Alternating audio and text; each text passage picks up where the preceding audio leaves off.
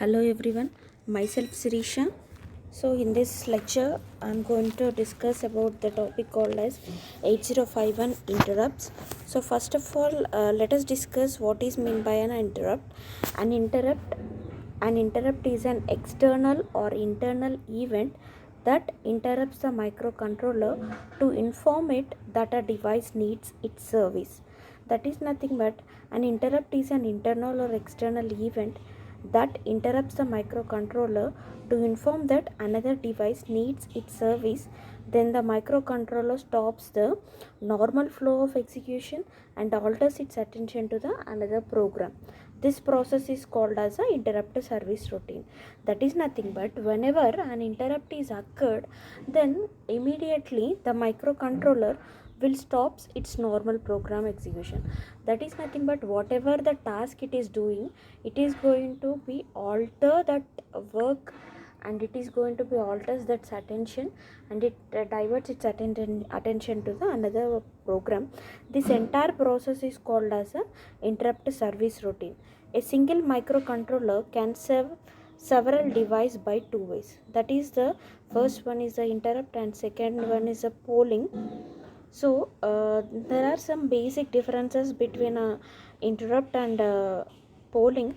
So basically, interrupts. Whenever any device needs its service, the device notifies the microcontroller by sending it an interrupt signal. So upon receiving an interrupt signal, the microcontroller interrupts whatever it is doing and serves the device. The program which is associated with the interrupts is called the interrupt service routine, ISR, or interrupt handler. So whereas the polling, the microcontroller continuously monitors the status of a given device. When the conditions met, it performs the service. After moves on to monitor the next device until everyone is served. So uh, uh, we'll go with another differences between interrupt and polling. The polling method is not efficient since it wastes much of the microcontroller's time by polling devices that do not need service. So whenever we are comparing with the interrupt with the polling, so polling will not suitable for a microcontroller, and whereas the advantage of interrupt is that the microcontroller can serve many devices, not all at the same time. So depending upon its timing, it is going to be served for all the interrupts. Each devices can get the attention of the microcontroller based on the assigned priority. For the polling method, it is not possible to assign priority since it checks all the devices in a round robin fashion. The microcontroller can also ignore a device request for a service in interrupt. So steps in execution of an interrupt. So whenever an interrupt will occur, what will happen and what is the procedure is, it finishes the instruction it is executing and saves the address of the next instruction on the stack. So it also saves the current status of all the interrupts internally, and it jumps to a fixed location in memory called the interrupt vector table that holds the address of the interrupt service routine.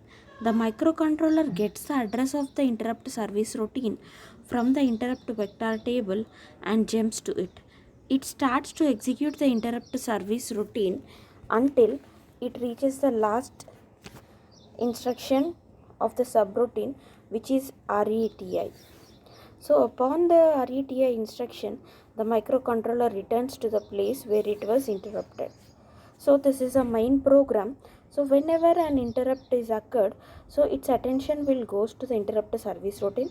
Again it will continues to the main program, and again whenever an interrupt occurs, it will goes to the interrupt service routine and main program. In this way, the interrupt service routine will work. And the 8051 will consisting of 6 different kinds of interrupts.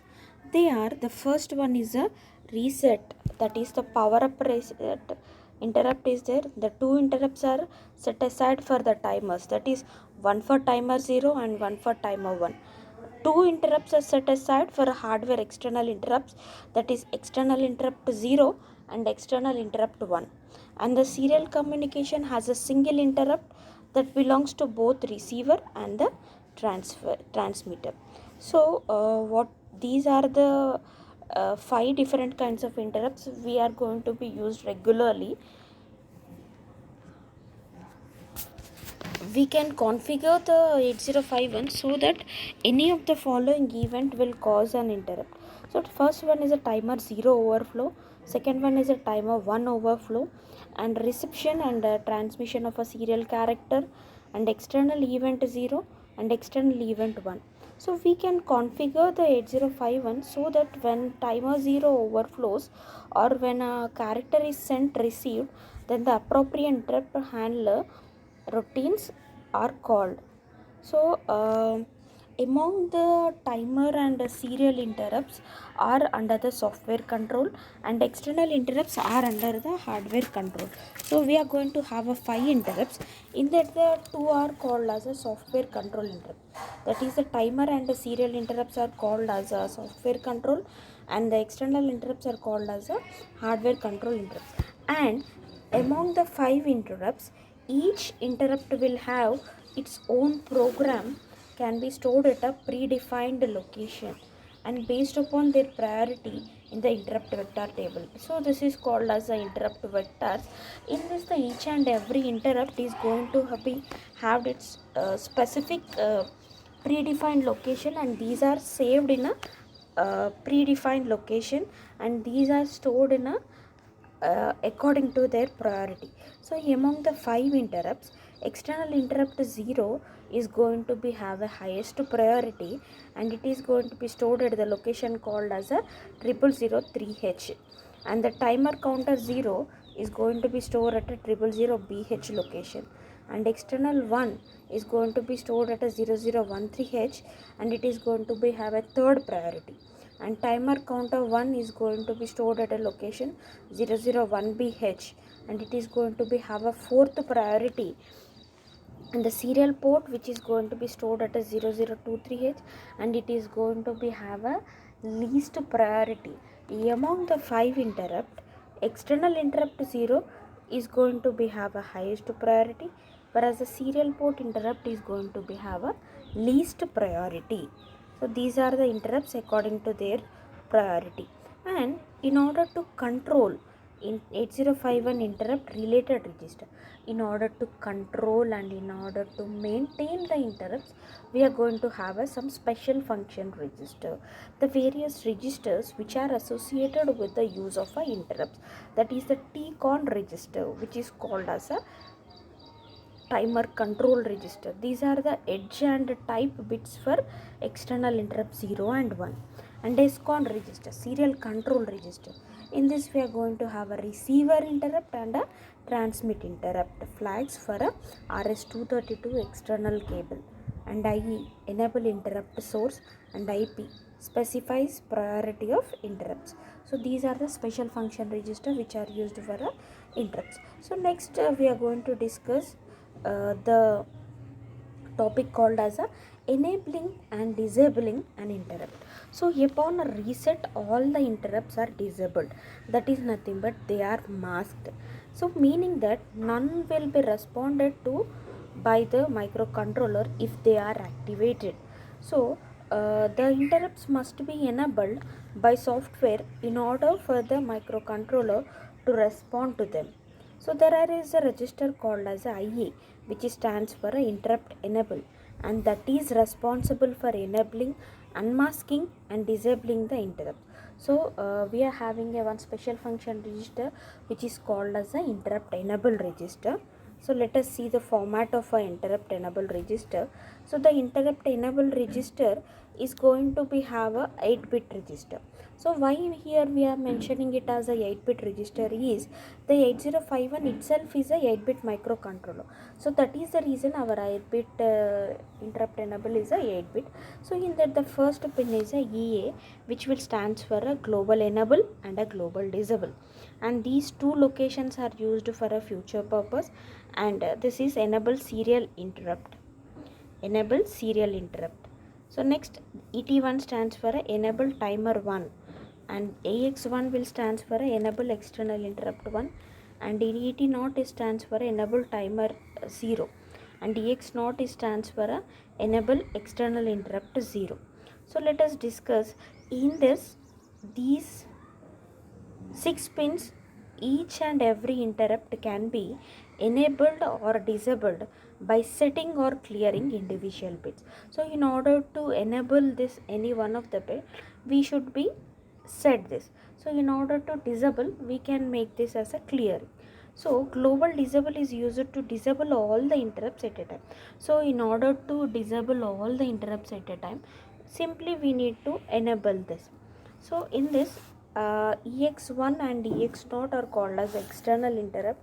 So these are called as INT0 bar and INT1 can be stored at a port 3 location, and these are enabled or disabled by setting EX0 and EX0 and EX1 in a interrupt enable register. So directly we can able to control the external interrupts by setting here the pins called as a EX0 and EX1.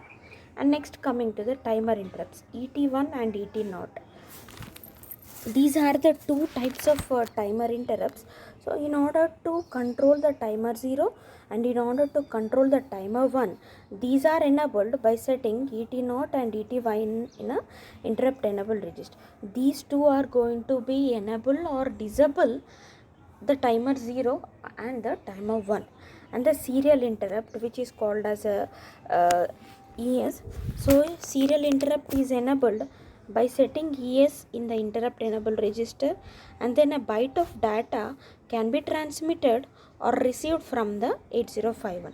So this is regarding a interrupt enable register. The entire serial interrupt is enabled by setting ES in a interrupt enable register, then a byte of data can be transmitted or received from the 8051. So this is regarding a interrupt enable register.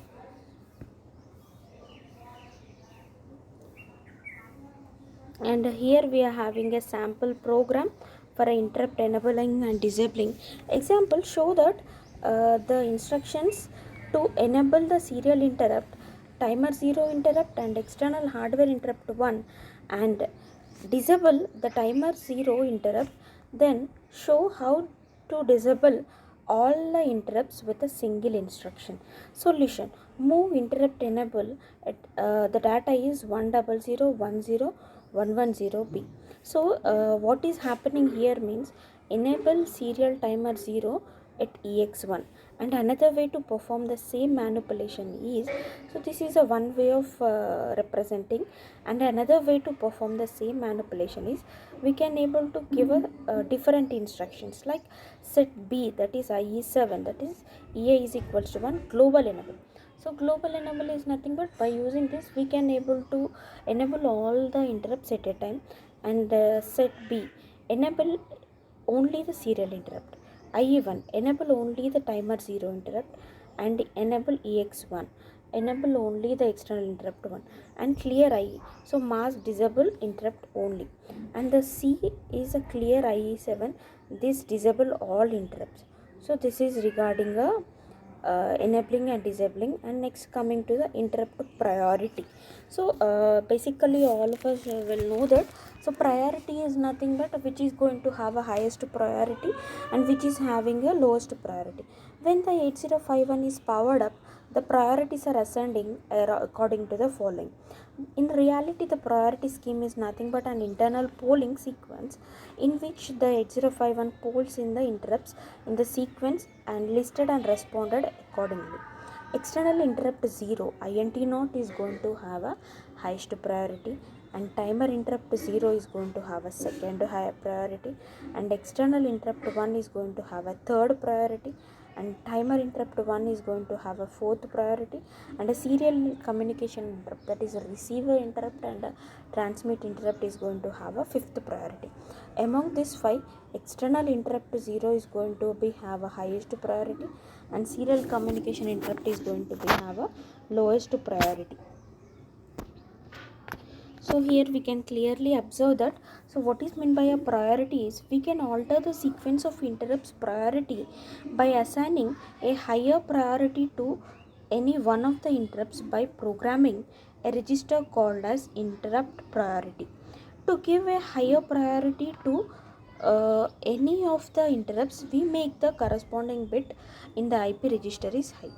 So let us go with the last special function register, which is called as a interrupt priority register.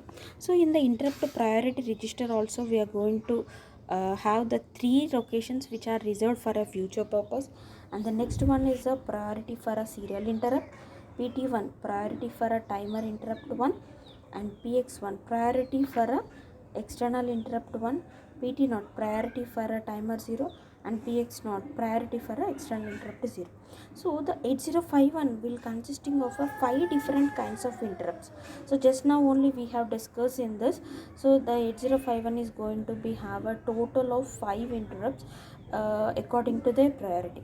In this, the external interrupt 0 is having a highest priority, and serial communication interrupt is going to have a lowest priority. So like that only here, the external interrupt 0 PX0 will consisting of a highest priority, and a serial interrupt is going to have a lowest priority. So the first priority will goes to the external interrupt 0, and the second highest priority will goes to the timer interrupt 0, and the third priority will goes for the external interrupt 1, and the fourth priority will goes for a timer interrupt 1, and the least priority will goes for a serial interrupt 0. So this is regarding the interrupt enable register and interrupt priority register. So this priority can be located at a predefined locations, and how we are going to be say that which is having a highest priority mean, here we can clearly observe that highest to lowest priority. Here external interrupt 0 is going to be have a highest priority, whereas the timer interrupt 0 is going to have a second highest priority, and external interrupt 1 is going to be have a third priority, and timer interrupt 1 is going to have a fourth priority, and a serial communication is going to be have a fourth priority. So like that we can able to say that these are the interrupts which is going to be have its priority, and this is regarding the 8051 interrupts. Thank you.